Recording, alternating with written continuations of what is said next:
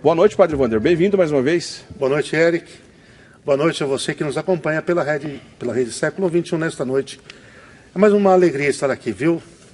Bem-vindo mais uma vez. Sempre que o senhor vem aqui, a gente bate bom papo, né, Padre? A gente quer bater um papo, convidar nossos telespectadores, nossos amigos, a participarem conosco dessa conversa, desse papo, que o tema hoje é muito interessante. O tema é muito interessante. Eu tenho certeza que você já ouviu falar alguma coisa desse tema, mas vamos conversar sobre esse importante tema relacionado à nossa fé católica. Se bem que não é tão a fé católica assim, nós vamos entender por quê durante o programa. No dia 8 de agosto de 1984, portanto, 8 de agosto de 1984, há pouco tempo, então, nós estamos lembrando 30 anos dessa data, a Igreja Católica emitiu um documento, ainda era o papado do Papa João Paulo II, e um cardeal que depois veio a ser o Papa Bento XVI, ou seja, o cardeal Joseph Ratzinger, assinado por ele, um documento que levantou problemas numa corrente teológica, ideológica, que existe dentro da Igreja Católica, chamada Teologia da Libertação. Então, há 30 anos, a Igreja condenou oficialmente, iniciou esse processo de dizer, olha, tem alguma coisa errada com essa corrente aí, chamada Teologia da Libertação. Isso aconteceu, então, como eu acabei de dizer, há 30 anos atrás, e a gente quer conversar um pouco sobre isso. A pergunta que eu quero fazer daqui a pouquinho para o Padre Wander, e vai ser o tema do nosso programa, por que a Igreja Católica condenou a Teologia da Libertação? Você pode ligar para a gente, como de costume, fazer sua pergunta, o seu comentário, que a gente vai falar durante todo o programa de hoje sobre esse tema. Quem sabe a gente consegue colocar sua pergunta, sua curiosidade aqui para a gente. Liga para nós no 19 3871 9620, é o nosso telefone, 19 3871 9620, ou então manda e-mail para a gente no eclesia@rs21.com.br, e o tema então justamente é esse. Vamos falar sobre a Teologia da Libertação, por que a Igreja Católica condenou, e vamos entender um pouco mais sobre essa realidade.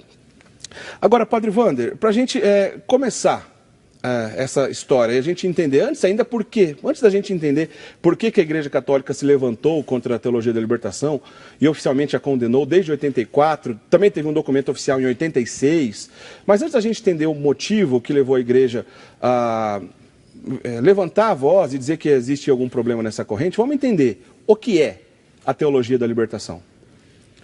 Eric, imagine uma teologia, ou seja, um caminho de compreensão de Deus e da sua revelação, de aprofundamento do seu ser e da sua obra, da sua palavra, que se apropriou para fazer isso de um instrumento, de uma ferramenta ateia, que é a filosofia materialista marxista. O senhor está dizendo que é uma via de entendimento, aprofundamento da fé, mas de alguma Sem coisa Deus. Que não tem Deus? Ué, é estranho uma coisa, mesmo. Não é um paradoxo, é mais do que antagônico, é uma coisa assim, incompreensível. O que aconteceu é que, na busca de tentar compreender o como aliviar as misérias materiais do homem, e particularmente na América Latina, uma determinada corrente acabou se perdendo. E, em vez de buscar na escuta profunda, sincera de Deus com a Igreja, porque aqui, olha, a regra da fé, embora a palavra de Deus, estamos neste mês, no mês das Sagradas Escrituras, embora a palavra de Deus é a primeira parte do tripé de fé para nós, que é a palavra de Deus, as Escrituras, a Bíblia, a tradição e o magistério, a regra, enfim, de fé, não é a palavra de Deus, mas é a Igreja. Certo. Porque a Igreja é que guarda e que transmite. Então imagina se tentar fazer teologia deixando de lado aquilo que Deus revela e que nos transmite através da Igreja, utilizando-se de uma ferramenta, de um instrumental de compreensão da história, um instrumento ateu, que não reconhece, que não aceita a existência de Deus, Eric. Foi no que caiu a Teologia da Libertação. Interessante o senhor começar falando sobre esse tripé. A gente sempre cita isso aqui no programa Eclésia, de acordo com os temas que a gente traz aqui para o programa, né? Que nossa crença está baseada nesse tripé, né? As Sagradas Escrituras, a tradição oral e também o magistério da Igreja. Se não me engano, eu acho que é em Timóteo 3, que afirma que a Igreja é coluna e sustentáculo dessa verdade. Sim. E por falar em verdade, tem tudo a ver com o tema de hoje. A teologia da libertação, eu posso ver se eu estou enganado afirmando assim. Por favor. Bagunçou um pouco o conceito das verdades de fé, ou é exagero pensar assim? Vou mais longe um pouco, hein? Certo. Isso aqui hoje vai pegar fogo, eu estou falando sério. Porque não é que bagunçou, não. Certo. Há algumas questões ligadas às verdades de fé. Desconsiderou. Desculpe, me desprezou. Passou a fazer teologia sem nenhum respeito a essas verdades de fé, aos mistérios da nossa fé, a encarnação, a redenção e assim por diante.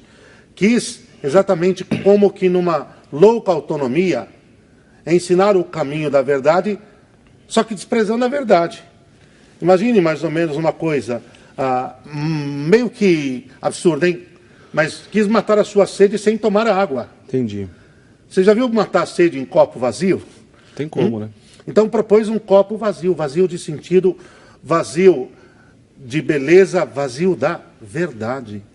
Vazio da verdade porque a desprezou, não aceitou. Até porque se aceitasse a verdade tal e qual Deus a revelou sobre si mesmo e que confiou à igreja a continuidade desta revelação, não teria caído no absurdo, no erro que caiu. Que é anular totalmente o sentido da fé, a sobrenaturalidade, o caminho espiritual, e no fundo, acabou tratando a igreja, como vai dizer mais tarde o próprio Papa Francisco, como uma mera ONG social. É isso que a teologia da libertação fez. Tratar a igreja de Cristo, a Santa Igreja, como uma mera ONG social. Parte desses problemas, ou talvez o centro desse problema, porque aproximou-se então da verdade de fé, uma corrente que o senhor já passou aqui por ela rapidamente nessas primeiras palavras, de origem ateia, ou seja, uma ideologia que não acreditava em Deus, mas baseada num pensador alemão chamado Karl Marx. Né, Padre Wander? Correto. Explica um pouco para a gente, em poucas palavras, que relação foi essa? O que entrou dentro dessa corrente chamada Teologia da Libertação, que não sei se acabou atrapalhando o início dela, ou se o início dela foi bom e depois ficou ruim, não sei se eu consigo afirmar isso dessa maneira. Mas fala um pouco para a gente que corrente é essa chamada marxismo. Ok. É que, como doutrina filosófica, certo, o marxismo propaga, vamos dizer, o marxismo prega a total superação das desigualdades sociais, a começar por aí, através de uma coisa que se chama luta de classes. Certo. Ok? A superação pela luta de classes. Isso aqui já nos diz muito. Depois, o marxismo prescinde totalmente da existência de Deus e coloca o homem como centro das coisas. Num primeiro momento, porque depois não é nem o homem. A gente vai ver que se começa negando Deus, depois a igreja, depois o próprio homem, tanto que todas as doutrinas atuais que financiam o aborto, que financiam os movimentos homossexuais e assim por diante, derivam da doutrina materialista, que é o marxismo. É uma doutrina exclusivamente material, que despreza totalmente o sentido transcendente da vida humana, da sua existência, e que, embora Marx, não vamos por aí que pode ficar cansativo, embora Marx não tenha sido nada original, porque copiou outros filósofos, como Hegel, e aí vai. Outras pessoas que vieram antes dele. Antes dele, um grande mico, inclusive aquela afirmação, a religião é o ópio do povo. Agora eu pergunto para você que está nos acompanhando, o que tem a oferecer como contributo a uma teologia, a doutrina de um homem que ensinou que a religião é o ópio do povo? Eric. Pois é. O que pode contribuir? Ele já está dizendo que a religião é um mal.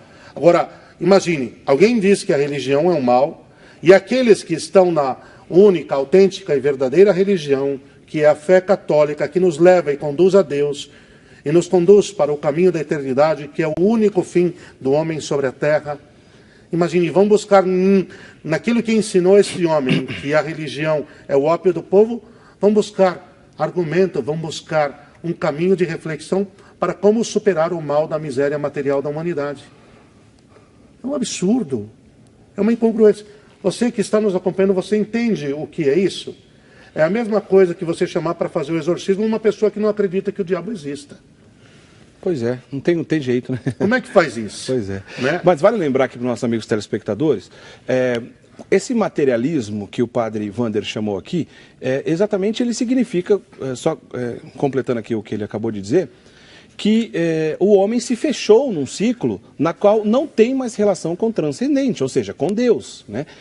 O Karl Marx recebeu outras influências de outros pensadores que vieram antes dele, mas se fechou o homem numa redoma da qual não tem espaço para Deus, né? E isso não ficou apenas no campo econômico, porque logo depois desse período, alguns regimes totalitários e por vias também da economia, pregaram esse marxismo, também que ficou conhecido como comunismo e como socialismo, que são de origens marxistas, não ficou só no campo econômico, né, para toda uma sociedade, porque o próprio Marx dizia, por exemplo, que o comunismo é a única maneira do homem se realizar de maneira completa, né, sem Deus na história e o que é pior, né? Essa corrente chamada comunismo, socialismo, durante a história, na Rússia, na China e em outros países, matou mais de 100 milhões.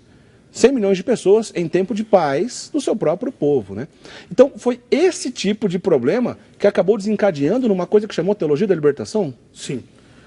O que acontece é que, no momento exato em que o marxismo estava fervilhando, mundo afora, principalmente, Eric, nos países do leste europeu, e que criou o que se chamou de a cortina de ferro, no mesmo momento, imaginem vocês, um certo segmento de alguns membros da igreja vão se encantar por aquilo que estava começando a fazer um mal, mas de uma forma tão destrutiva numa grande fatia do mundo, que eu me pergunto, se encantar pelo quê? Pelo que estava espalhando a fome, a miséria, a morte, o terror, onde se implantou?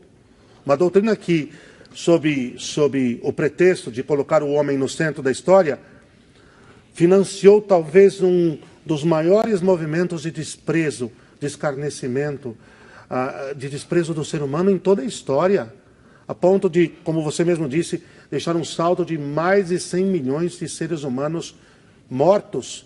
Eu vou dizer já de cara, Eric, nós estamos falando dos nascidos, hein? Se a gente for entrar na questão do aborto, aí a coisa toma um rumo, porque são vidas também, são seres humanos. Claro, claro. Okay? Muito bem lembrado. Quer dizer, nós temos 40 milhões de abortos ano, que também nasce, vamos dizer assim, de uma compreensão do ser humano totalmente materialista.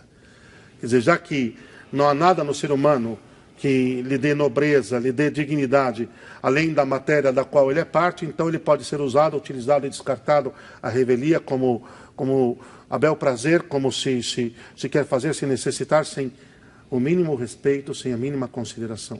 Isso, né, Padre Wander? A gente já está terminando aqui o primeiro bloco, mas isso para lembrar de um tipo de socialismo, que é o socialismo de classe.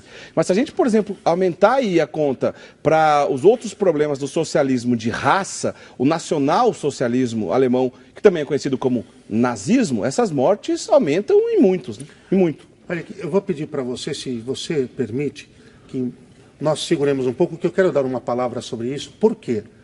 Porque nós vamos entender qual foi a relação de São João Paulo II e do então cardeal Joseph Ratzinger, o futuro Papa Bento XVI, com a teologia da libertação, a partir da própria experiência que a mesma doutrina que ela tomou vamos dizer assim, para se firmar, qual foi a experiência que essa doutrina materialista, filosófica, o marxismo, acabou trazendo nos países onde ela foi aplicada. Agora imagina, se nos países onde ela foi aplicada, ela deixou um saldo desastroso de desumanização, de pervertimento da sociedade e assim por diante, o que ela traria para a igreja se colocada dentro? Aí nós vamos entender por que São João Paulo II, porque o então cardeal Joseph Ratzinger foram tão taxativos, foram tão sólidos em enfrentá-la. Ótimo, então a gente continua essa conversa no próximo bloco. Você aproveita, liga para a gente no 3871-9620-19 é o código da nossa região, ou mande um e-mail no eclesia@rs21.com.br. A gente continua essa conversa no próximo bloco. Não sai daí, até já. Jesus, coloca tuas mãos benditas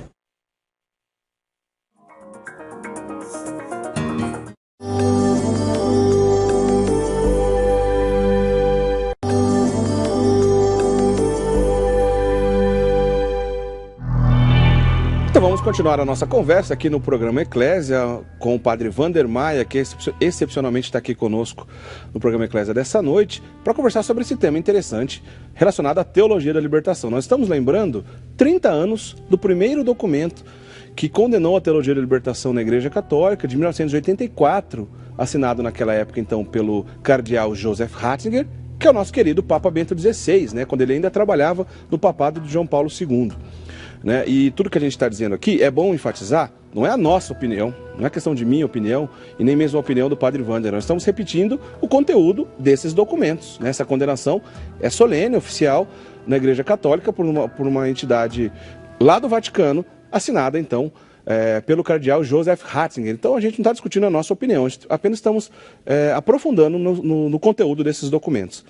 Mas queria entender agora, padre Wander, a origem, né? Como isso começou, onde isso começou, e eu diria uma pergunta até para o senhor, não sei se o senhor consegue responder. Né? A pessoa que inventou a teologia da libertação, ela tinha boa intenção? A intenção dela era realmente levar uma discussão de zelo e cuidado pelos pobres? O senhor saberia responder essa pergunta? Então, Eric, primeiro sobre a intenção, o Gustavo Gutierrez, né? O padre Gustavo Gutierrez é aquele peruano, né? Aquele peruano que, veja, nós estamos ali num ambiente meio que pós-Vaticano II, um pouco de confusão em tudo aquilo que a Igreja pediu que se avançasse em direção a uma nova evangelização. E muito bem, sobre a intenção do padre Gustavo Gutierrez, não tenho o que dizer. Só Deus pode julgá-lo. Certo. Ok? Eu quero colocar isso aqui claramente. O juízo pertence a Deus. Isso é uma questão da sua consciência. Sobre o aspecto externo, não há dúvida alguma de que se equivocou. Talvez compadecendo-se da situação de miséria material de uma série de comunidades, talvez com as quais teve contato e assim por diante, se afligiu, e nessa aflição de tentar buscar um caminho de superação dessas misérias, acabou perdendo o epicentro, o centro de tudo isso, que só Cristo ilumina o mistério da dor e do sofrimento humanos. Aqui é uma questão de fé, e a partir exatamente do mistério de Cristo, do mistério da encarnação, se enfrentar a questão desse tipo de sofrimento, que é um sofrimento de ordem material, que depois desemboca em tantos outros, não há dúvida alguma, que se pode enfrentar também essa questão, e ter utilizado da ferramenta, do instrumento, da doutrina marxista, eu vou bater nessa tecla até o final, de um sistema de pensamento ateu, agregar a sua teologia, ou seja, a busca da compreensão de como superar esse mal, foi realmente um erro terrível, um erro crasso. Não estou falando com teólogos, não, eu quero dizer aqui, estou falando com o povo católico que está nos escutando. Isso aqui não é um debate teológico, isso aqui é a recordação daquilo que a Igreja como mãe e como mestra realizou há 30 anos atrás, ao advertir e condenar exatamente essa teologia como um caminho errado, um caminho errôneo de se interpretar qual é a vontade, qual é o sentido, qual é o querer de Deus, como Deus quer que se enfrente a questão da miséria material, deste mal do homem sobre a nossa terra. Não é como nós queremos, é como Deus quer. E só pode ensinar como Deus quer aquela que foi incumbida por Deus para isso, autorizada, que foi instituída por Deus para isso, que é a sua Santa Igreja, a Santa Igreja Católica Apostólica Romana, aqui na pessoa do Papa, Eric. E também vale ressaltar, diga aqui, viu, Eric, que a Congregação para a Doutrina da Fé não deu uma opinião sobre o tema. Ela emitiu um parecer de ordem solene, a mandato do Papa, porque ela cuida da nossa fé. Sobre o que diz respeito à fé católica, essa teologia não está dentro daquilo que nós acreditamos e professamos. Eu acho que resume, né? Claro, claro. Né? O nosso telespectador Euclides Fonseca mandou justamente essa pergunta sobre a fundação, que o senhor já respondeu. Só quero completar, lembrar que mais ou menos de 50 a 60, onde começou essa discussão, o Celan de Medellín foi em 1968, O padre Gustavo Gutierrez, esse peruano que iniciou essa discussão, já levou esse conteúdo lá para o Celan de Medellín. Mas em 1971, que ele cunhou mesmo esse nome, Teologia da Libertação, começou lá em 1971. Esses documentos na qual o padre Wander se referiu, eu tenho aqui impresso em minhas mãos, é claro, ele é muito grande, é impossível a gente ler aqui durante o programa, de 1984, outro de 1986, mas ambos podem ser encontrados em língua portuguesa no site do Vaticano, essa condenação solene oficial da Teologia da Libertação. Esse peruano criou, mas no Brasil isso caiu como uma luva. Muita gente acabou entrando nessa discussão logo no início. Um grande nome desses teólogos considerados, talvez, esse é considerado talvez o mais expoente, o maior expoente aqui no Brasil, o Leonardo Boff, que foi um frei, hoje não é mais, o frei Leonardo Boff. Ele escreveu um livro chamado Igreja, Carisma e Poder. Esse livro foi, eu acho que o estopim, padre Wander, vamos dizer assim, que a igreja começou a reparar, opa, tem alguma coisa errada, e ele foi chamado, inclusive, para falar sobre ele. Conta um pouco para a gente que livro é esse e que contexto foi esse. Primeiro, Eric, seria uma piada se não fosse de tão mau gosto. Me vem aqui agora. Imagina, uma teologia sem Deus. Uma piada, não? Claro. Seria, se não fosse de tão mau gosto. Depois, com todo, olha, respeito, acima de tudo, a verdade. O primeiro respeito meu aqui é a verdade. Porque se sucumbe esse respeito, se sucumbe todo o resto. Leonardo Boff, ex-teólogo. Vamos tirar o substantivo, o adjetivo aí, hein? Certo. Porque oficialmente ele não tem direito mais para exercê-la, para exercer a teologia. Ex-teólogo. Certo. Tá? Sem macular ninguém. O meu respeito, primariamente aqui, é a verdade. Certo. Ex-teólogo. E esse livro, que desde um primeiro momento já mostrou que ele ia causar um mal nefasto, esse livro se tornou uma espécie de carta magna dos ideários da libertação. Acima, inclusive, do próprio Evangelho. Quer dizer, o capítulo 1, versículo 1 do Evangelho de São Marcos diz assim: boa nova de Jesus Cristo, anúncio da boa nova de Jesus Cristo, ok? Aqui nós temos, parece-me que, o anúncio da boa nova de Karl Marx. O homem basta-se a si mesmo, ele resolve os seus problemas, e da maneira que der. O que é isso?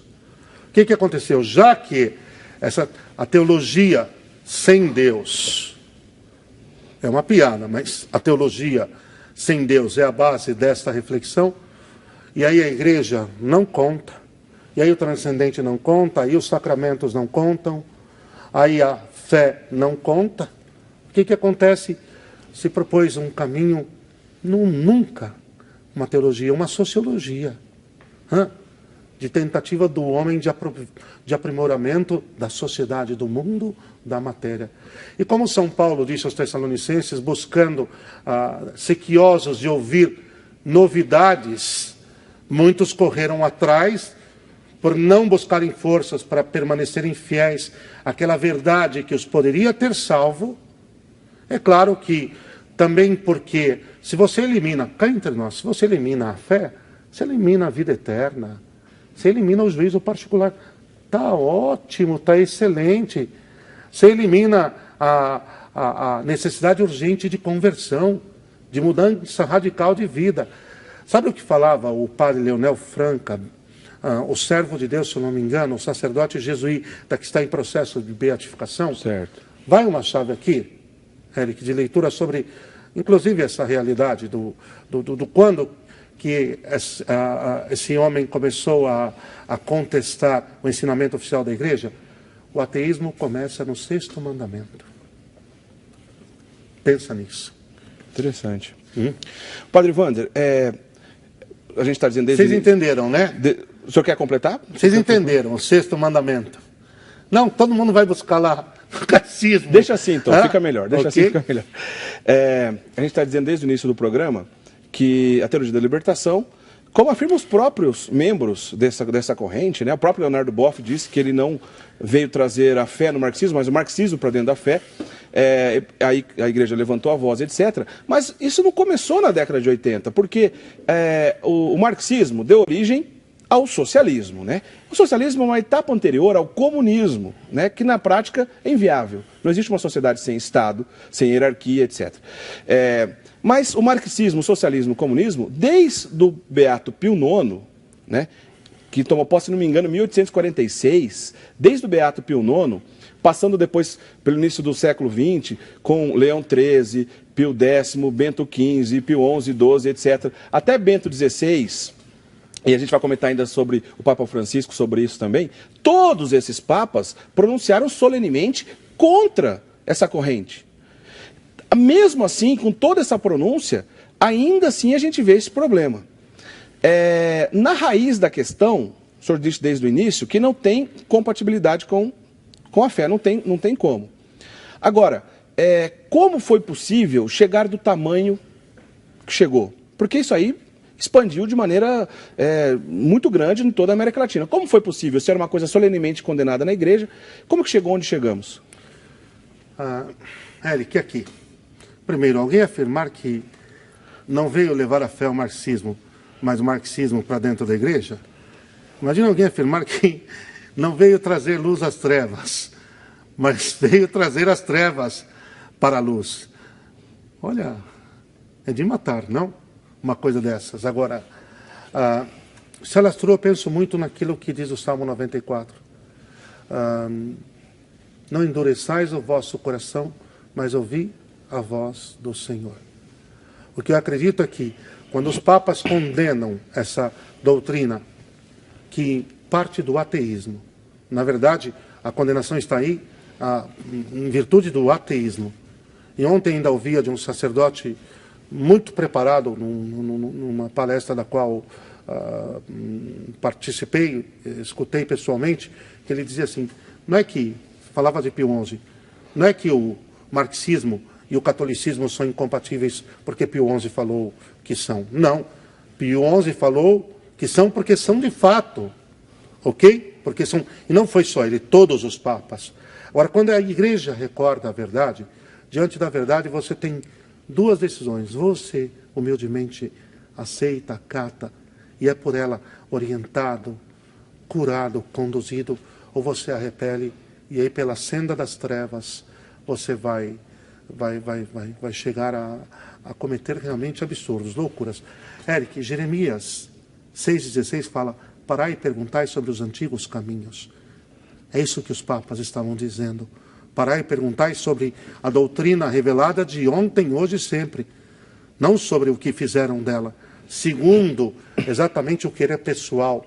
Segundo, o querer resolver as coisas do próprio jeito. O problema é quando a gente quer resolver as coisas do próprio jeito. Aí você pega uma série de comunidades religiosas, você pega uma série de paróquias e assim por diante, que em vez de continuar trilhando o caminho da verdade, do bem, da justiça, como sempre aconteceu, aos pés do Senhor, porque o homem, quando adora a Deus, o homem, quando busca a Deus, ele sabe por onde ir, ele tem a clareza do que fazer. Eu torno a dizer, meu querido, começaram a fazer por conta própria. Agora vai ser do nosso jeito. E cá entre nós, fazer do nosso jeito, não foi a mesma sedução de Adão e Eva? Pois é. Não foi? Por que arrastou a tantos, Eric? Que nós temos o pecado original. O ser humano tem tendência ao orgulho, a querer fazer por si próprio. E o fato de nós, sacerdotes, religiosos e religiosas, sermos consagrados a Deus, porque todo batizado também o é, não dirime essa possibilidade, não. E a tentação de dizer, olha, agora vamos fazer do nosso jeito. Sei que a igreja está ensinando assim, eu sei que até aqui foi assim, mas agora não. Agora vai ser como nós queremos. E foi o que acabou acontecendo, a sedução do sereis como deuses. Queria só fazer um comentário rapidamente para a gente encerrar essa parte para outras questões interessantes. O senhor falou de Pio XI, ele escreveu um documento solene contra isso, sim. Mas em 1949, já com Pio XII, sim, tem o decreto contra o comunismo, que é curto e grosso, dizendo que não podemos associar, fazer parte e nem entrar nessa furada chamada marxismo, comunismo, socialismo. Eu queria fazer uma pergunta para o senhor. Esse decreto contra o comunismo ainda é válido até hoje? Se ele é válido, personagens clássicos marxistas, como por exemplo Che Guevara, aquele grande assassino cubano, Nós não podemos associar com as imagens religiosas, não tem como. De maneira alguma. Isso é uma blasfêmia. É válido, é doutrina perene, porque a condenação de uma doutrina ateia vai ser perene até o final. A mentira vai ser mentira até o fim. A mentira não foi mentira no passado, porque um papa achou que era mentira e ponto final. Não, era mentira. O servo de Deus, aquele que Deus colocou à frente de seu rebanho para vigiá-lo, diagnosticou, conseguiu identificar a mentira e denunciou-a. Então, a denúncia continua sendo plenamente válida. E o remédio é que nos conservemos na sã doutrina, naquilo que a igreja ensina. Nem só de pão vive o homem, mas de toda a palavra que que sai da boca de Deus. Ninguém tem maior amor do que o que dá a vida pelo seu próximo. E quem quer me seguir, renuncie a si mesmo, tome a sua cruz e siga-me. Isso significa obediência e fidelidade até a morte. Queria que o senhor fizesse um comentário para a gente, antes da gente terminar ainda esse segundo bloco, sobre a figura do pobre diante da teologia da libertação. O próprio documento do cardeal Ratzinger, principalmente o de 84, ele fala da justa aspiração por buscar resolver esse tipo de problema, e também sociais, e que o cristão faz parte diante dele. Mas faz um paralelo para a gente entre a pobreza evangélica e essa busca via marxismo, na qual a teologia da libertação acabou entrando de cabeça, e que bota essa figura do pobre também no centro dessa discussão. Comenta pra gente. Tá. Primeiro, o pobre é só uma bandeira, nada mais. Sendo bem sincero aqui, olha, a teologia da libertação não está nem aí para o pobre. Nem aí. Eu vi muita gente com o discurso do pobre na boca, mas que vá lá, hein? Na prática é uma coisa totalmente diferente. Tanto que, Eric, hoje é real, pode prestar atenção. Não é mais o pobre, agora é o verde. É o ecologismo. Agora nós não temos que salvar mais os pobres, nós temos que salvar as árvores. Nós temos que salvar as tartarugas. Nós temos que salvar as lulas, os peixes. Mudou. Presta atenção. O discurso é outro. Porque sempre tem que existir uma bandeira que desfoque a questão de Deus é o centro da vida, da existência, da história e do mundo. O pobre, segundo o Evangelho. A pobreza, muito mais do que uma mera circunstância ou situação momentânea, ela é uma atitude, segundo o Evangelho, de coração. Dito, a virtude do desapego e do desprendimento com os bens materiais. Evangelicamente, o padre Raniero Cantalamessa, o pregador pontifício Frei Raniero Cantalamessa, escreveu sobre isso. A pobreza, evangelicamente falando, não é nem tampouco a atitude de conivência e indiferença com a miséria material do homem, mas é uma atitude de virtude interior, de desapego dos bens materiais na sua relação com eles, sabendo que são um instrumento e um meio para se realizar o bem comum, para se fazer o bem a todos. De tal maneira que, sendo assim, vamos parar com essa conversa furada de que ser pobre, materialmente falando, estar no reino de Deus, é estar salvo, e ser rico é estar condenado ao inferno. Negativo. Eu conheço a história de um mendigo que em Madrid, me permite? Claro. Em plena Guerra Civil Espanhola, ele passava aqui e acolá recebendo sopões que se distribuíam na época, e ele carregava uma colher no seu bolso, é tudo o que ele tinha. E então ele tirava aquela colher para tomar o sopão, e depois que terminava de tomar o sopão, ele lambia aquela colher e ele esfregava nos farrapos da sua roupa e guardava como se aquilo fosse assim intocável. E se alguém pedisse para ver a colher ou apenas tocá-la, ele se enfurecia. Como eu conheço muita gente que nessa atitude de nobreza interior, de dignidade cristã em relação ao mundo da matéria, porque sabe que ele não é o fim, é um meio, fez de tudo aquilo que possuía um dom, um bem e um serviço. Portanto, nem a pobreza material leva para o céu, nem a riqueza leva para o inferno. O que Deus vai julgar em cada um de nós é o seu coração. E como se relacionou com tudo isso. Por isso, muita gente também que vive numa miséria material enorme e que sua miséria moral ainda é um pouco maior. Desculpe-me. Seja na jogatina, seja nos vícios e assim por diante. E também conheço gente que, abastada, viu, Eric? Certo. E que vive numa miséria, numa pobreza material, numa pobreza espiritual enorme. Agora, essas pessoas não têm o direito de receber o anúncio da redenção? de escutar que existe um Salvador que deu a vida por elas, e que se entregam às suas vidas, elas mudam de coração e mudam de mente, e passam a viver de uma nova forma, o que vai gerar um bem e um fruto também objetivo e prático para a vida de seu semelhante, porque aprenderão a partilhar. Nós precisamos ter clareza dessas coisas. Vamos parar com esse lobby de que, a opção preferencial da igreja pelos pobres é no sentido de que, para além dos sofrimentos morais e espirituais, também se agrega o sofrimento material. Como caridade, como misericórdia, a igreja está atenta e acompanha-os com o maior carinho, uma maior ternura. Mas isso não é sectarismo, não. Não vem ensinar isso como sectarismo. Muito bem. A gente precisa ir para o intervalo. Daqui a pouquinho a gente volta para o último bloco do programa Eclésia dessa noite. Não sai daí, a gente volta já já.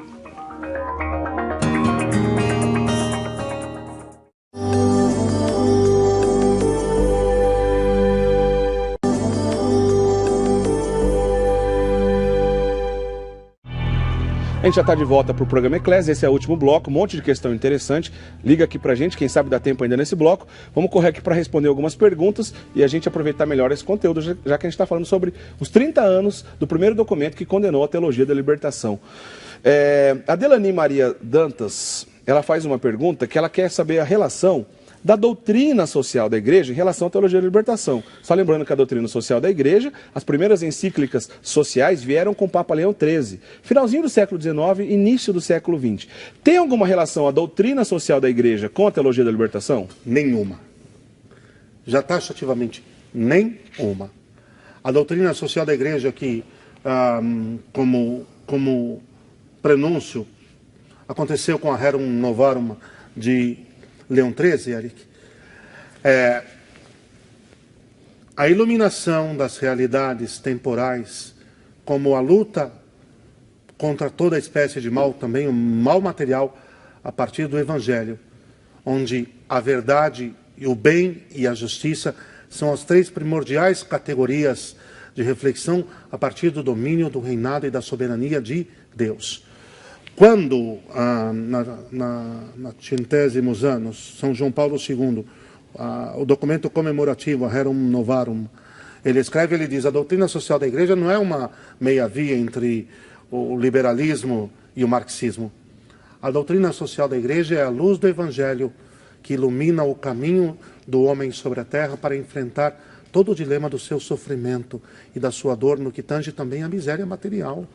E como se encontrar o caminho dessa liberdade, dessa plenitude em Deus, de superação dessa miséria. Mas sempre com o fio da verdade, numa perspectiva de profunda paz. Esse é o primeiro e imediato reflexo. Não é o da luta de classes, não.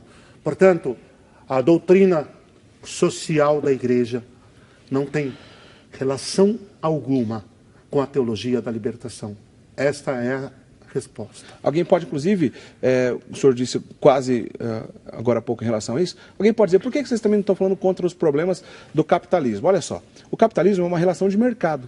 Ele não quer dar respostas à existência humana. Ele não tem interesse em dar respostas de onde viemos, para onde vamos, como podemos fazer para ser melhor. Essas respostas estão para a religião e para correntes filosóficas. Agora, o marxismo, o comunismo, o socialismo, esses sim querem dar respostas. Não só querem dar respostas, como querem nos conduzir a algo que não tem Deus. Então, oficialmente, a Igreja Católica se pronunciou sim contra esse tipo de política. Agora, em relação a outros tipos de política, que também tem seus problemas morais, nós não estamos colocando no mesmo patamar. E nesse sentido, Padre Ivano, só queria confirmar, a Igreja Católica tem um aspecto do marxismo que é bem claro, são contra a propriedade privada. A Igreja Católica é a favor da propriedade privada? Sim, porque a propriedade privada está na própria raiz, na natureza do ser humano. Ok? A propriedade privada, ela é de origem, acima de tudo, divina, transcendente. Isso aqui cabe num outro capítulo. Mas ela é a favor não porque ela quer ser a favor. Ela é a favor porque ela é tutelária da verdade. E a verdade é que a propriedade privada é algo natural. Aliás, antes de tudo, é de direito natural. Preciso aqui já até fazer essa afirmação. E depois, a igreja também não propugna o liberalismo, não. O liberalismo tem origem protestante. A doutrina liberalista é protestante, está lotada de erros, que todos advindos do protestantismo. Isso é um outro capítulo. Tampouco a igreja defende ou propugna o liberalismo. Nem cá nem lá. A igreja é santa, é única, é católica, é apostólica, é livre em relação a todos os sistemas do mundo. Porque o sistema da igreja é o sistema de Deus.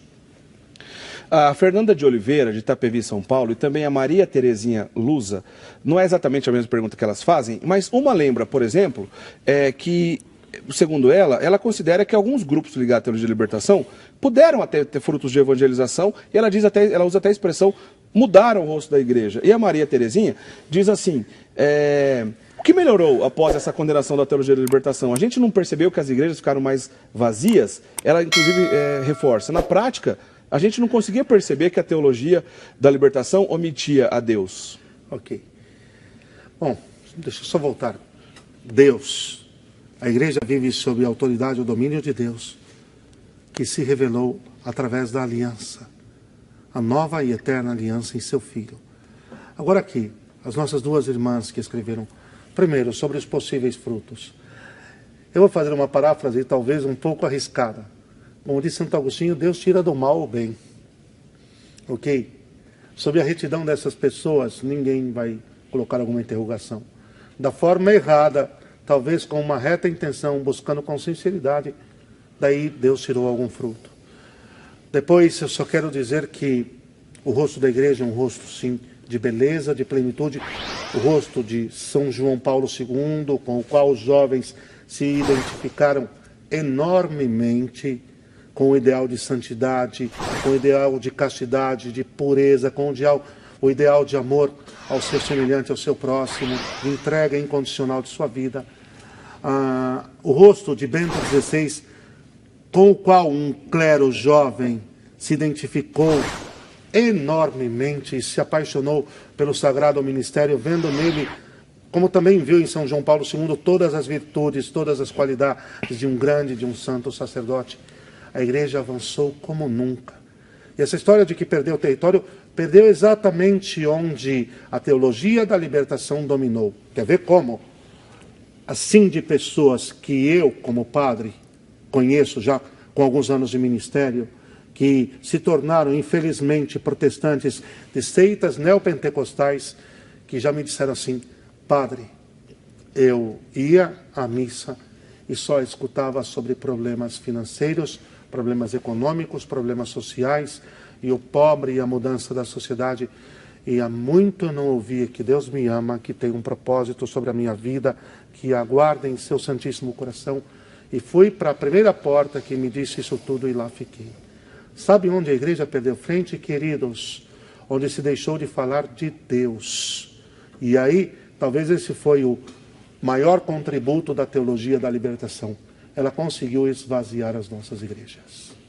A Maria Delfina Gismonte de Araújo, ela faz uma interessante relação aqui, pena que o nosso tempo é curto, não vai ter tempo da gente aprofundar nisso, mas ela compara os teólogos da libertação e a sua desobediência a Martim Lutero, totalmente oposto da obediência evangélica, por exemplo, como São Francisco de Assis, Madre Teresa de Calcutá, que também viveram essa experiência do pobre de maneira evangélica. Obrigado, meu irmão. O Igor Morvan, ele lembrou também da relação do sofrimento de João Paulo II em relação tanto ao comunismo, em relação também ao socialismo, principalmente na Polônia. Essas duas correntes massacraram demais o seu país de origem. A gente sabe, a gente consegue entender, perceber o que João Paulo II pensa em relação a isso, porque esses documentos também foram em seu papado. E, mais claro ainda, o nosso querido Bento XVI, que era então o cardeal Joseph Ratzinger, e que também falou por diversas vezes sobre isso. Queria que o senhor, a gente já não tem muito tempo para isso, mas queria que o senhor falasse um pouco também em relação ao que o Papa Francisco pensa em relação a isso. Ok. Olha, como o diabo veio para roubar, matar e destruir, começa aqui com o roubar. A primeira atividade do inimigo, roubar. Quer roubar a glória de Deus, quer roubar a verdade, quer roubar a dignidade do plano do Senhor sobre o homem. Roubar. A primeira atividade do inimigo é roubar. O que acontece? Eles querem roubar, subtrair o Santo Padre, o Papa Francisco, apregoando que ele é ligado à teologia da libertação. Ligado a coisa alguma, ele mesmo disse. Não tem o mínimo vínculo. E muito pelo contrário, no Rio de Janeiro, na Jornada Mundial da Juventude, junto aos bispos, ele condenou uma espécie de teologia de busca de uma igreja que se apropria de categorias socializantes pagãs. Ele usou a expressão, né, da reducionismo socializante. Reducionismo socializante. Então, olha, não venham confiscar o Santo Padre, o Papa Francisco, não, que ele é pura e simplesmente católico. Viu? Fiquem tranquilos. O Stanley Viana, ele lembra do relativismo de Antônio Gramsci. Antônio Gramsci é um pensador marxista que realmente colaborou muito para que a situação chegasse onde a gente está, inclusive aqui no Brasil.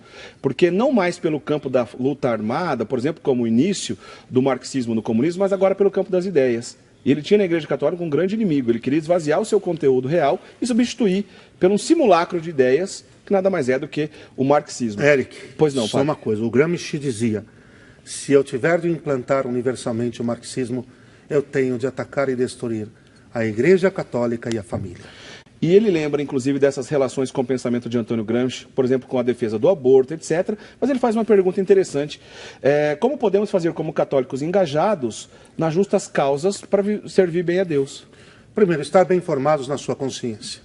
A doutrina católica é vasta, abarca todos, sem deixar algum de lado aspectos da existência e da vida do homem sobre a terra. Estude o catecismo, estude a doutrina social da igreja, prepare sua consciência, se capacite. Talvez aí duas coisas. Primeiro, juntar outras pessoas, gente de bem. E criando, no bom sentido agora sim, hein, uma rede de homens e mulheres de fé de Deus, formados, bem formados pela doutrina da Santa Igreja Católica. Depois ir fazendo apostolado, né? Aliás, se confundem numa coisa só. Ir agregando, estudando e agregando outras pessoas. E aí tentar promover fóruns, tentar promover encontros de formação, se preparar, estudar bem, não há dúvida, baseado numa vida de oração, uma vida sacramental forte, que vão nos sustentando, nos alicerçando, e depois ir tentar ir dilatando isso para outras pessoas. Dilatar, vamos tirar aqui o gerúndio, dilatar isso para outras pessoas. Muito bem. Acho que talvez a última questão da noite. Em 1917, Nossa Senhora apareceu para 3 crianças lá em Fátima, né? Todo mundo conhece a história de Nossa Senhora de Fátima. Ela apareceu durante algum tempo. E na última aparição, que foi em 13 de outubro, onde aconteceu aquele milagre do sol, na presença de milhares de pessoas, para justamente assinar ali a presença de Deus, que alguma coisa realmente acontecia diferente naquele lugar. O centro da mensagem de Nossa Senhora de Fátima lembrava também dos perigos da Rússia espalhar os seus erros pelo mundo. Mais ou menos 20 e poucos dias após esse milagre do sol, ou seja, a última aparição de Fátima, pela primeira vez, um governo oficialmente marxista, comunista, inaugura então esse tipo de governo, que foi com Lenin, na Rússia, justamente na Rússia. Esses erros da Rússia, da qual Nossa Senhora nos previa dos perigos e que a Igreja também havia de sofrer, a gente pode dizer que esses erros, que nada mais é que também que esse regime marxista comunista, é esse mesmo erro na qual a teologia da libertação acabou mergulhando? Sim. Eric, duas coisas. Poucos dias depois, eu sempre coloco duas coisas. Poucos dias depois explodiu a Revolução Comunista na ex-União Soviética, que espalhou todos os seus erros. Se ilude quem pensa que o marxismo morreu, se ilude quem pensa que a teologia da libertação morreu, hein? Se ilude. Ok? Primeira coisa é isso. Depois nós temos que pensar assim, olha, Nossa Senhora entregou uma profecia, ou seja, falou em nome de Deus. É isso uma profecia. Falou em nome de Deus e falou a palavra de Deus, denunciando o pecado. Seria todo o mal que o ateísmo marxista, o ateísmo materialista, através da Rússia, espalharia pelo mundo, com todas as suas consequências práticas, que nós já colocamos durante este programa. Mas, acima de tudo, é sim uma profecia sobre a invasão do ateísmo materialista dentro da Igreja. E coloco qualquer teólogo, quem quiser pegar o catecismo da Igreja, quem quiser pegar as Sagradas Escrituras, sentar comigo frente a frente e provar que existe algo que se possa aproveitar do marxismo, do materialismo ateu, que é o marxismo, em relação à nossa fé, E aquilo que é a missão e a obra da igreja, que é a obra de redenção e salvação, eu estou aguardando. E Nossa Senhora avisou bem, esses erros estão aí. E entraram sim para dentro da igreja, é uma coisa palpável. Em 1972, quando Paulo VI faz aquela declaração sed libera nos chamá-lo, mas livrai-nos do mal, ele estava falando disso. A fumaça de Satanás penetrou no interior da igreja. Eu ponho minha mão no fogo se isso não é em relação ao marxismo, às doutrinas ateias, materialistas, que na América Latina tomou o nome de teologia da libertação. Muito bem, padre. O assunto é ótimo e o tempo se esgotou rapidamente. A gente já está terminando o programa. Eu pedia para o senhor encerrar, por favor, com a bênção. Que essa bênção nos livre do mal e nos conduza ao reino dos céus.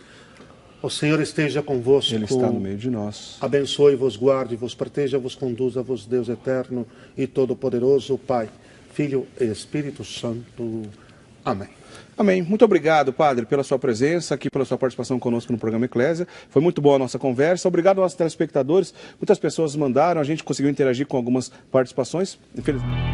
Então vamos continuar a nossa conversa aqui no programa Eclésia com o padre Wander Maia, que excepcionalmente está aqui conosco no programa Eclésia dessa noite, para conversar sobre esse tema interessante relacionado à teologia da libertação. Nós estamos lembrando 30 anos do primeiro documento que condenou a teologia da libertação na Igreja Católica, de 1984, assinado naquela época então pelo cardeal Joseph Ratzinger, que é o nosso querido Papa Bento XVI, né, quando ele ainda trabalhava no papado de João Paulo II. Né? E tudo que a gente está dizendo aqui, é bom enfatizar, não é a nossa opinião, não é questão de minha opinião e nem mesmo a opinião do padre Wander. Nós estamos repetindo o conteúdo desses documentos. Né? Essa condenação é solene, oficial, na Igreja Católica por uma entidade lá do Vaticano, assinada então pelo cardeal Joseph Ratzinger. Então a gente não está discutindo a nossa opinião, apenas estamos aprofundando no conteúdo desses documentos. Mas queria entender agora, padre Wander, a origem, né? Como isso começou, onde isso começou, e eu diria uma pergunta até para o senhor, não sei se o senhor consegue responder. Né? A pessoa que inventou a teologia da libertação, ela tinha boa intenção? A intenção dela era realmente levar uma discussão de zelo e cuidado pelos pobres? O senhor saberia responder essa pergunta? Então, Eric, primeiro, sobre a intenção, o Gustavo Gutierrez, né? O padre Gustavo Gutierrez é aquele peruano, né? É peruano que, veja, nós estamos ali num ambiente meio que pós-Vaticano II, um pouco de confusão em tudo aquilo que a Igreja pediu que se avançasse em direção a uma nova evangelização.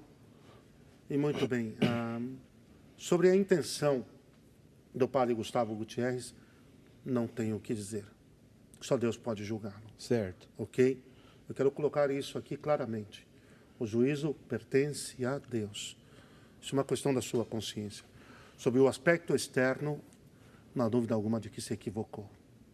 Talvez compadecendo-se da situação de miséria material de uma série de comunidades, talvez com as quais teve contato e assim por diante, se afligiu e nessa aflição de tentar buscar um caminho de superação dessas misérias, acabou perdendo o epicentro, o centro de tudo isso, que só Cristo ilumina o mistério da dor e do sofrimento humanos. Aqui é uma questão de fé. E a partir exatamente do mistério de Cristo, do mistério da encarnação, se enfrentar a questão desse tipo de sofrimento, que é um sofrimento de ordem material, que depois desemboca em tantos outros, não há dúvida alguma, que se pode enfrentar também essa questão e ter utilizado da ferramenta, do instrumento, da doutrina marxista. Eu vou bater nessa tecla até o final, de um sistema de pensamento ateu, agregar à sua teologia, ou seja, a busca da compreensão de como superar esse mal, foi realmente um erro terrível, um erro crasso. Não estou falando com teólogos, não, eu quero dizer aqui, falando com o povo católico que está nos escutando. Isso aqui não é um debate teológico, isso aqui é a recordação daquilo que a Igreja, como mãe e como mestra, realizou há 30 anos atrás, ao advertir e condenar exatamente essa teologia como um caminho errado, um caminho errôneo, de se interpretar qual é a vontade, qual é o sentido, qual é o querer de Deus, como Deus quer que se enfrente a questão da miséria material, deste mal do homem sobre a nossa terra. Não é como nós queremos, é como Deus quer. E só pode ensinar como Deus quer aquela que foi incumbida por Deus para isso, autorizada, que foi instituída por Deus para isso, que é a sua Santa Igreja, a Santa Igreja Católica Apostólica Romana, aqui na pessoa do Papa, Eric. E também vale ressaltar, diga aqui, viu, Eric, que a Congregação para a Doutrina da Fé não deu uma opinião sobre o tema. Ela emitiu um parecer de ordem solene a mandato do Papa, porque ela cuida da nossa fé. Sobre o que diz respeito à fé católica, essa teologia não está dentro daquilo que nós acreditamos e professamos. Eu acho que resume, né? Claro, claro. Né? O nosso telespectador Euclides Fonseca mandou justamente essa pergunta sobre a fundação, que o senhor já respondeu. Só quero completar, lembrar que mais ou menos de 50 a 60, onde começou essa discussão, o CELAM de Medellín foi em 1968. O padre Gustavo Gutierrez, esse peruano que iniciou essa discussão, já levou esse conteúdo lá para o CELAM de Medellín. Mas em 1971, que ele cunhou mesmo esse nome, Teologia da Libertação, começou lá em 1971. Esses documentos na qual o padre Wander se referiu, eu tenho aqui impresso em minhas mãos, é claro, ele é muito grande, é impossível a gente ler aqui durante o programa, de 1984, outro de 1986, mas ambos podem ser encontrados em língua portuguesa no site do Vaticano, essa condenação solene oficial da Teologia da Libertação. Esse peruano criou, mas no Brasil isso caiu como uma luva. Muita gente acabou entrando nessa discussão logo no início. Um grande nome desses teólogos considerados, talvez, esse é considerado talvez o mais expoente, o maior expoente aqui no Brasil, o Leonardo Boff, que foi um frei, hoje não é mais, o frei Leonardo Boff. Ele escreveu um livro chamado Igreja, Carisma e Poder. Esse livro foi, eu acho que o estopim, padre Wander, vamos dizer assim, que a igreja começou a reparar, opa, tem alguma coisa errada, e ele foi chamado, inclusive, para falar sobre ele. Conta um pouco para a gente que livro é esse e que contexto foi esse.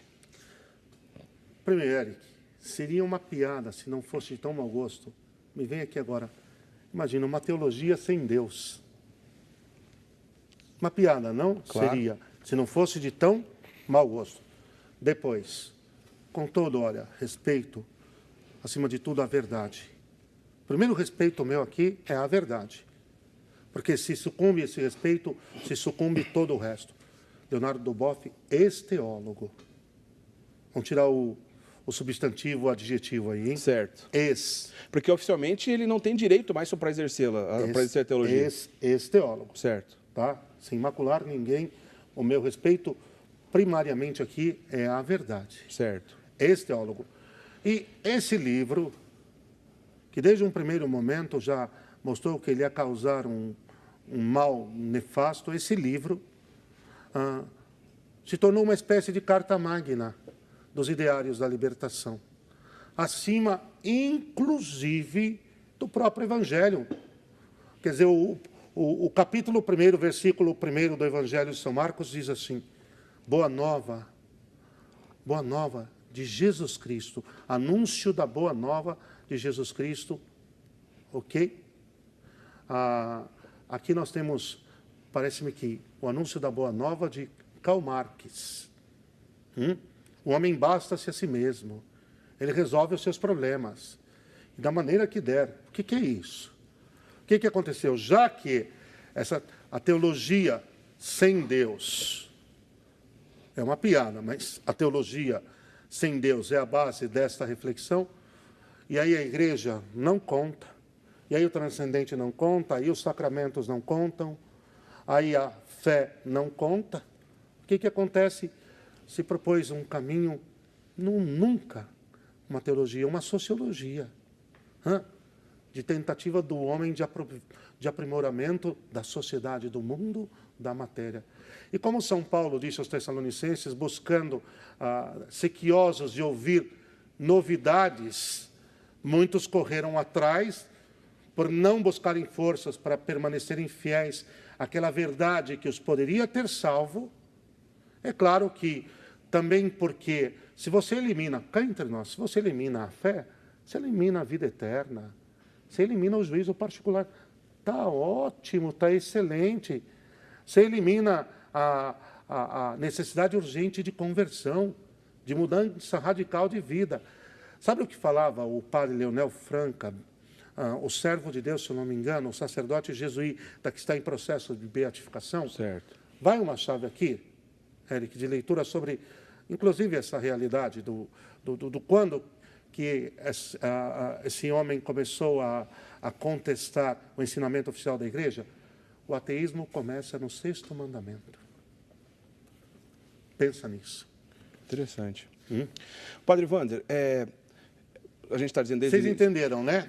O senhor quer completar? Vocês entenderam o 6º mandamento. Não, todo mundo vai buscar lá o catecismo. Deixa assim, então, fica melhor. Deixa Okay. assim, fica melhor. A gente está dizendo desde o início do programa que a teologia da libertação, como afirmam os próprios membros dessa corrente, né? O próprio Leonardo Boff disse que ele não veio trazer a fé no marxismo, mas o marxismo para dentro da fé. Aí a igreja levantou a voz, etc. Mas isso não começou na década de 80, porque o marxismo deu origem ao socialismo, né? O socialismo é uma etapa anterior ao comunismo, né? Que na prática é inviável. Não existe uma sociedade sem Estado, sem hierarquia, etc.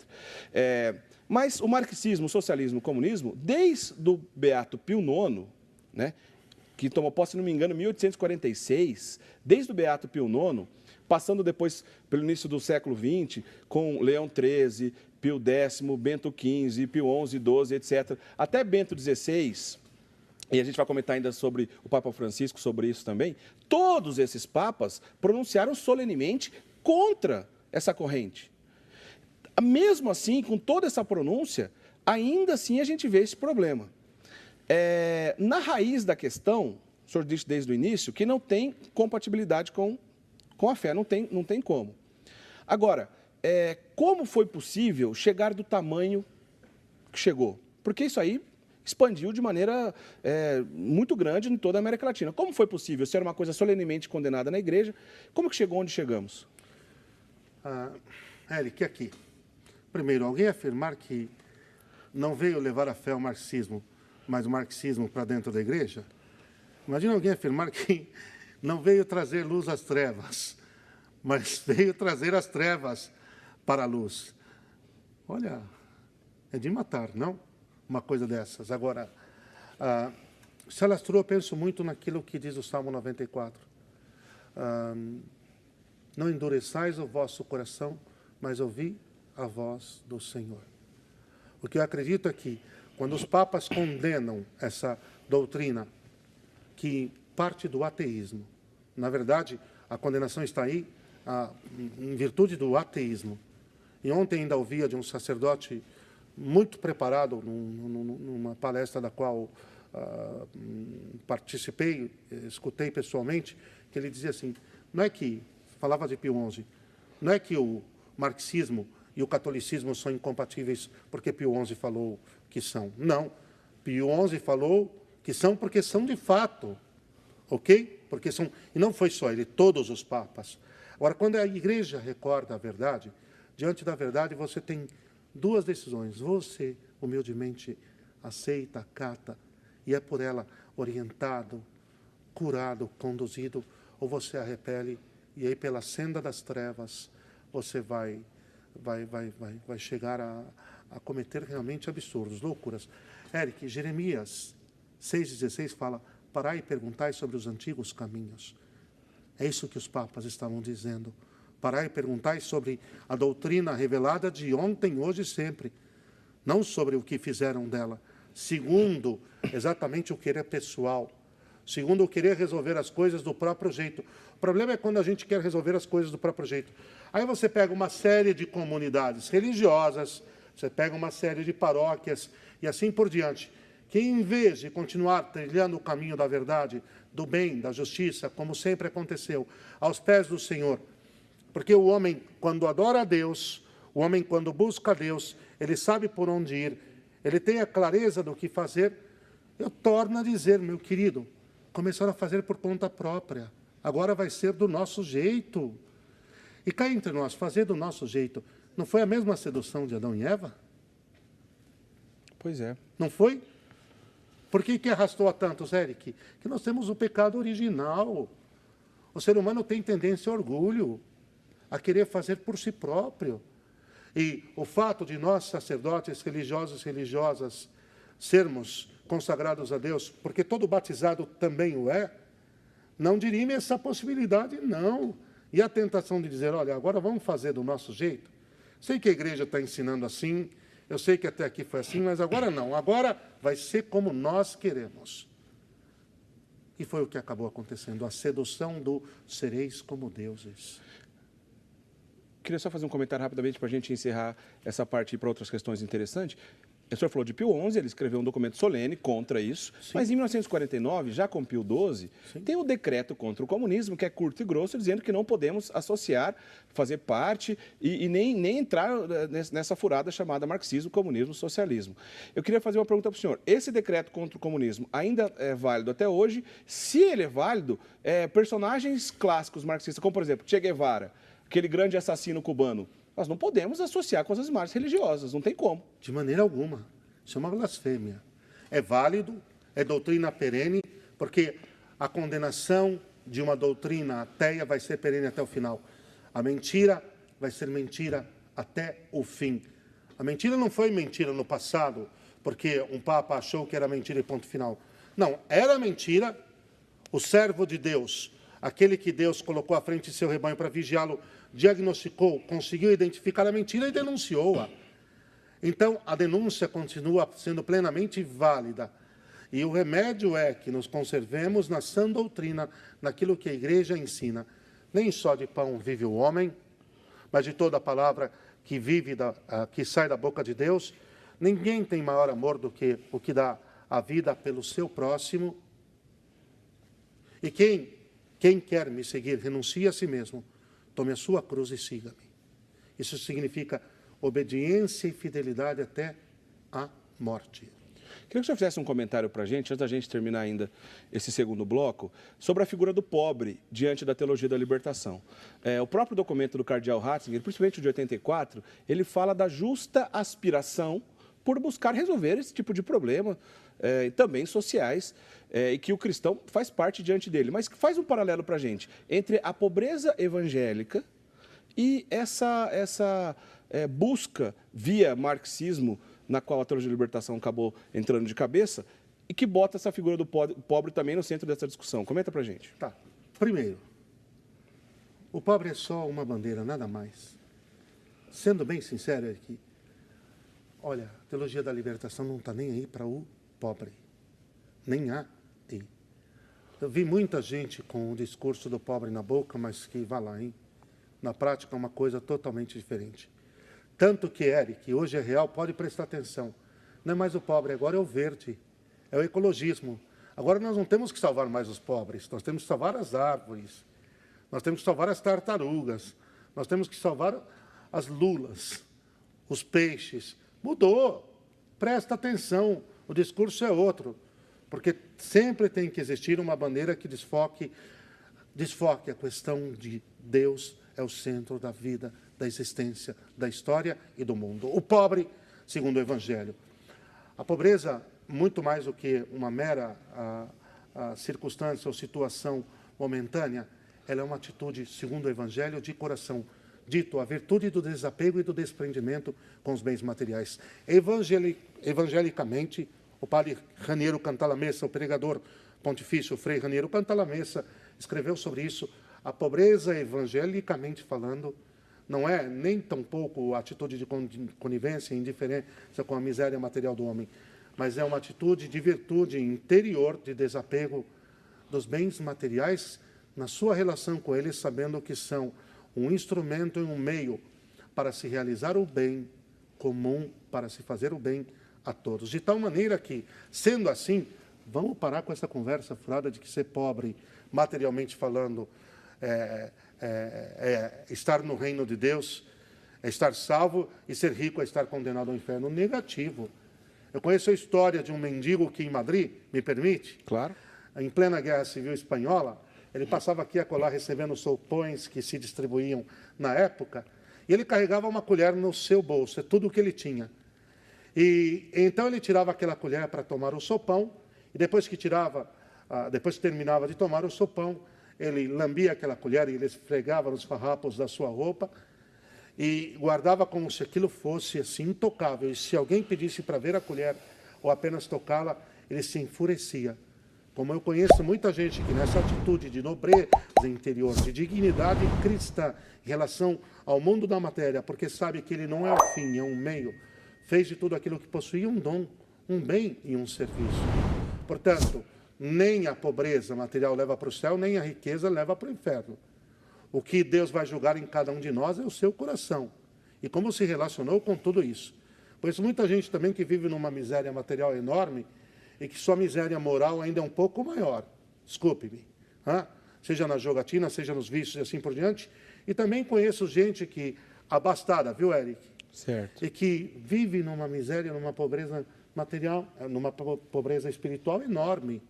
Agora, essas pessoas não têm o direito de receber o anúncio da redenção? De escutar que existe um Salvador que deu a vida por elas?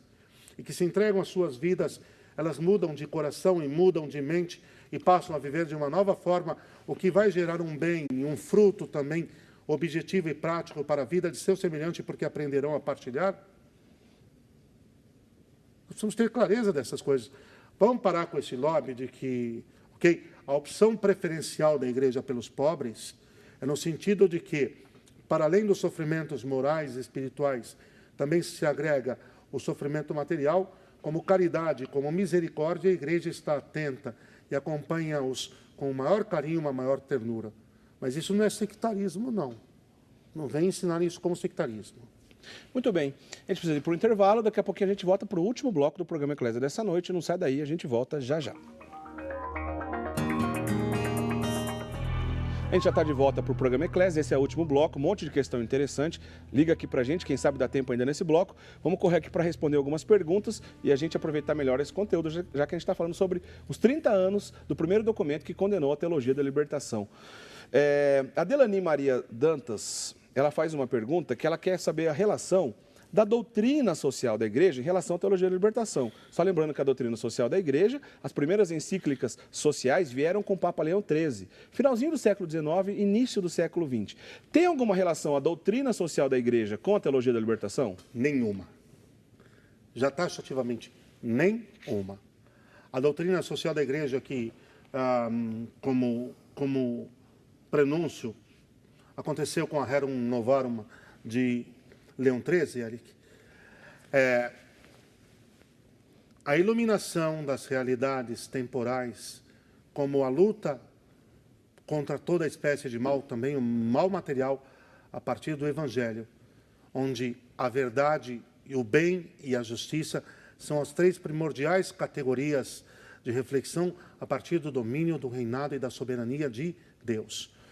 Quando, na centésimos anos, São João Paulo II, o documento comemorativo, a Rerum Novarum, ele escreve, ele diz, a doutrina social da igreja não é uma meia-via entre o liberalismo e o marxismo. A doutrina social da igreja é a luz do Evangelho que ilumina o caminho do homem sobre a terra para enfrentar todo o dilema do seu sofrimento e da sua dor, no que tange também a miséria material. E como se encontrar o caminho dessa liberdade, dessa plenitude em Deus, de superação dessa miséria. Mas sempre com o fio da verdade, numa perspectiva de profunda paz. Esse é o primeiro e imediato reflexo. Não é o da luta de classes, não. Portanto, a doutrina social da igreja não tem relação alguma com a teologia da libertação. Esta é a resposta. Alguém pode, inclusive, o senhor disse quase agora há pouco em relação a isso, alguém pode dizer, por que vocês também não estão falando contra os problemas do capitalismo? Olha só, o capitalismo é uma relação de mercado. Ele não quer dar respostas à existência humana. Ele não tem interesse em dar respostas de onde viemos, para onde vamos, como podemos fazer para ser melhor. Essas respostas estão para a religião e para correntes filosóficas. Agora, o marxismo, o comunismo, o socialismo, esses sim, querem dar respostas. Não só querem dar respostas, como querem nos conduzir a algo que não tem Deus. Então, oficialmente, a Igreja Católica se pronunciou sim contra esse tipo de política. Agora, em relação a outros tipos de política, que também tem seus problemas morais, nós não estamos colocando no mesmo patamar. E nesse sentido, Padre Ivano, só queria confirmar, a Igreja Católica tem um aspecto do marxismo que é bem claro, são contra a propriedade privada. A Igreja Católica é a favor da propriedade privada? Sim, porque a propriedade privada está na própria raiz, na natureza do ser humano. Ok? A propriedade privada, ela é de origem, acima de tudo, divina, transcendente. Isso aqui cabe num outro capítulo. Mas ela é a favor não porque ela quer ser a favor. Ela é a favor porque ela é tutelária da verdade. E a verdade é que a propriedade privada é algo natural. Aliás, antes de tudo, é de direito natural. Preciso aqui já até fazer essa afirmação. E depois, a igreja também não propugna o liberalismo, não. O liberalismo tem origem protestante. A doutrina liberalista é protestante, está lotada de erros, que todos advindos do protestantismo. Isso é um outro capítulo. Tampouco a igreja defende ou propugna o liberalismo. Nem cá, nem lá. A igreja, ela é santa, é única, é católica, é apostólica, é livre em relação a todos os sistemas do mundo. Porque o sistema da igreja é o sistema de Deus. A Fernanda de Oliveira, de Itapevi, São Paulo, e também a Maria Terezinha Lusa, não é exatamente a mesma pergunta que elas fazem, mas uma lembra, por exemplo, que, segundo ela considera que alguns grupos ligados à teologia da libertação puderam até ter frutos de evangelização, e ela usa até a expressão, mudaram o rosto da igreja. E a Maria Terezinha diz assim, o que melhorou após essa condenação da teologia da libertação? A gente não percebeu que as igrejas ficaram mais vazias? Ela, inclusive, reforça. Na prática, a gente não conseguia perceber que a teologia da libertação omitia a Deus. Ok. Bom, deixa eu só voltar. Deus. A igreja vive sob a autoridade e o domínio de Deus, que se revelou através da aliança. A nova e eterna aliança em seu Filho. Agora aqui, as nossas duas irmãs que escreveram, primeiro, sobre os possíveis frutos. Eu vou fazer uma paráfrase, talvez um pouco arriscada. Como diz Santo Agostinho, Deus tira do mal o bem. Ok? Sobre a retidão dessas pessoas, ninguém vai colocar alguma interrogação. Da forma errada, talvez com uma reta intenção, buscando com sinceridade, daí Deus tirou algum fruto. Depois, eu só quero dizer que o rosto da igreja é um rosto, sim, de beleza, de plenitude, o rosto de São João Paulo II, com o qual os jovens se identificaram enormemente, com o ideal de santidade, com o ideal de castidade, de pureza, com o ideal de amor ao seu semelhante, ao seu próximo, de entrega incondicional de sua vida. O rosto de Bento XVI, com o qual um clero jovem se identificou enormemente e se apaixonou pelo sagrado ministério, vendo nele, como também viu em São João Paulo II, todas as virtudes, todas as qualidades de um grande, de um santo sacerdote. A igreja avançou como nunca. E essa história de que perdeu o território, perdeu exatamente onde a teologia da libertação dominou. Quer ver como? Assim, de pessoas que eu, como padre, conheço já com alguns anos de ministério, que se tornaram, infelizmente, protestantes de seitas neopentecostais, que já me disseram assim, padre, eu ia à missa e só escutava sobre problemas financeiros, problemas econômicos, problemas sociais, e o pobre e a mudança da sociedade. E há muito eu não ouvia que Deus me ama, que tem um propósito sobre a minha vida, que aguarda em seu Santíssimo Coração. E fui para a primeira porta que me disse isso tudo e lá fiquei. Sabe onde a igreja perdeu frente, queridos? Onde se deixou de falar de Deus. E aí, talvez esse foi o maior contributo da teologia da libertação. Ela conseguiu esvaziar as nossas igrejas. A Maria Delfina Gismonte de Araújo, ela faz uma interessante relação aqui, pena que o nosso tempo é curto, não vai ter tempo da gente aprofundar nisso, mas ela compara os teólogos da libertação e a sua desobediência a Martinho Lutero, totalmente oposto da obediência evangélica, por exemplo, como São Francisco de Assis, Madre Teresa de Calcutá, que também viveram essa experiência do pobre de maneira evangélica. Obrigado, meu irmão. O Igor Morvan, ele lembrou também da relação do sofrimento de João Paulo II em relação tanto ao comunismo, em relação também ao socialismo, principalmente na Polônia. Essas duas correntes massacraram demais o seu país de origem. A gente sabe, a gente consegue entender, perceber o que João Paulo II pensa em relação a isso, porque esses documentos também foram em seu papado. E mais claro ainda, o nosso querido Bento XVI, que era então o cardeal Joseph Ratzinger, e que também falou por diversas vezes sobre isso. Queria que o senhor, a gente já não tem muito tempo para isso, mas queria que o senhor falasse um pouco também em relação ao que o Papa Francisco pensa em relação a isso. Ok. Olha, como o diabo veio para roubar, matar e destruir, Eric, começa aqui com o roubar. A primeira atividade do inimigo, roubar. Quer roubar a glória de Deus, quer roubar a verdade, quer roubar a dignidade do plano do Senhor sobre o homem. Roubar. A primeira atividade do inimigo é roubar. O que acontece? Eles querem roubar, subtrair o Santo Padre, o Papa Francisco, apregoando que ele é ligado à teologia da libertação. Ligado a coisa alguma, ele mesmo disse. Não tem o mínimo vínculo.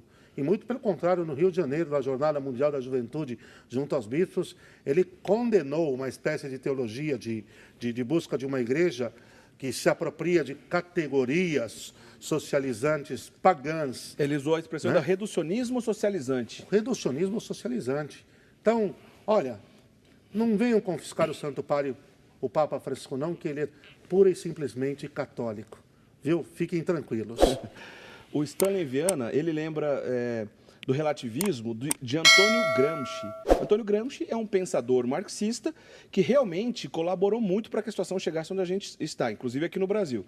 Porque não mais pelo campo da luta armada, por exemplo, como o início do marxismo no comunismo, mas agora pelo campo das ideias. E ele tinha na Igreja Católica um grande inimigo. Ele queria esvaziar o seu conteúdo real e substituir por um simulacro de ideias que nada mais é do que o marxismo. Eric, pois não, só pai. uma coisa. O Gramsci dizia: se eu tiver de implantar universalmente o marxismo, eu tenho de atacar e destruir a Igreja Católica e a família.